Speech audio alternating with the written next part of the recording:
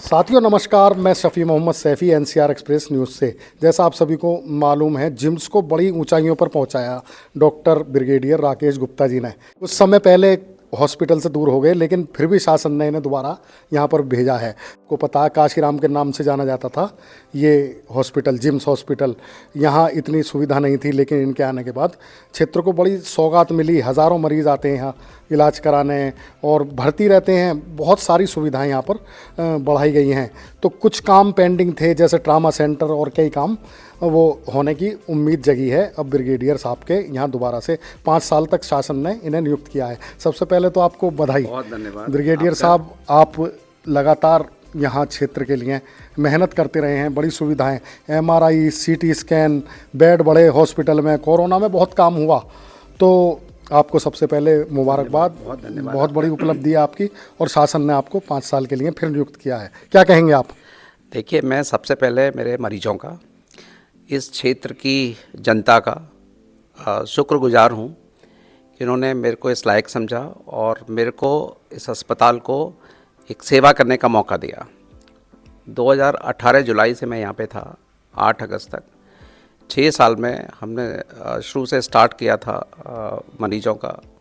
उसके बाद में एकेडमिक्स, उसके बाद में MBBS, MD, DNB, college of nursing, paramedical, ये सारे के सारे 5 साल में जो मैं समझता हूँ कि न केवल प्रदेश बल्कि देश में इतनी तेज़ी से 5 साल में उस लेवल तक ये इंस्टीट्यूट बढ़ा है। तो एक टीम की तरह जो हमने काम किया है, इसका श्रेय पूरी टीम को जाता है और हम इस मुकाम तक लेके आ पाए हैं। मेरे को इस शासन ने अभी एक दोबारा मौका दिया है पूरे 5 साल का। तो मेरा जो कुछ बचे कार्य थे, कुछ अधूरे कार्य थे, मरीजों को और अच्छी सुपर स्पेशलिटी की सुविधाएं दिलवाना, ट्रॉमा सेंटर, कार्डियक सेंटर, जिसको हमें स्टार्ट करना है यहाँ पे। साथ ही MBBS, MD के बाद हमें सुपर स्पेशलिटी यहाँ पे स्टार्ट करनी है। हमें और भी मरीजों की सुविधाएं डायग्नोस्टिक यहाँ पे स्टार्ट करनी है। रिसर्च के काफ़ी काम, अभी क्लिनिकल ट्रायल्स हैं, वो सब काम अभी अगले 5 साल में जिस तेज़ी से पहले बढ़ा था उसी तेज़ी से ये बढ़ेगा। और मेरी टीम पे पूरा विश्वास है।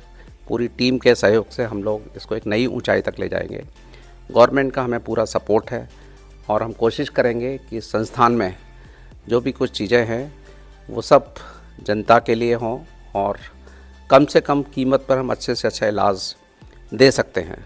तो यही मेरी कोशिश रहेगी और सबका मेरे को साथ मिलता रहे, यही मैं कामना करता हूँ। ब्रिगेडियर साहब, बड़ी समस्या, सारी व्यवस्थाएं बढ़ाई गई, यहाँ पर सुविधाएं भी बढ़ाई गई, लेकिन जो मरीज़ आता है, नाइट स्टे करता है, उसके लिए रहने के लिए यहाँ पर कोई व्यवस्था नहीं हो पाई है काफ़ी समय से। बिल्कुल सही बोल रहे हैं। पिछले साल हमने ये बनाया था, प्रॉब्लम किया था, तो यहाँ पे उन्होंने 5 करोड़ की लागत से एक रैन बसेरा हॉस्पिटल के पास में बन रहा है, जिसका कंस्ट्रक्शन शुरू हो गया है।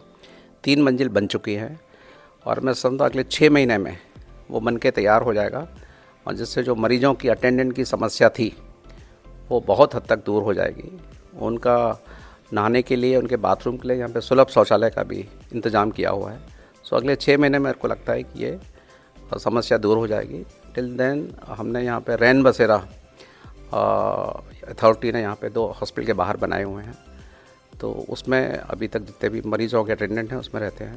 तो अगले 6 महीने में सब पूरा हो जाएगा। अच्छा, ट्रामा सेंटर जिसकी बड़ी सख्त ज़रूरत है यहाँ पर, और जेवर एयरपोर्ट भी यहाँ पर इस साल में शुरू हो जाएगा, और यमुना एक्सप्रेस में बड़े बड़े हादसे होते हैं, तो सभी आपके यहाँ आते हैं। कब तक उम्मीद है? इसमें आजकल क्रिटिकल केयर यूनिट कॉन्सेप्ट आ गया है, जिसमें ट्रॉमा और नॉन ट्रॉमा सभी मरीजों का वहाँ पे इलाज होगा। ये 100 बेड का एक क्रिटिकल केयर बन रहा है यहाँ पे, जिसका निर्माण शुरू हो गया है। उसकी भी 3 मंजिल बन गई हैं, तो उसको भी हमें उम्मीद है कि अगले 6 महीने में वो बन के तैयार हो जाएगा। साथियों, हमारे साथ मौजूद थे ब्रिगेडियर डॉक्टर राकेश गुप्ता जी, जिन्हें दोबारा से मौका दिया है शासन ने यहाँ पर 5 साल के लिए। उम्मीद है यहाँ फिर सुविधाएं बढ़ेंगी।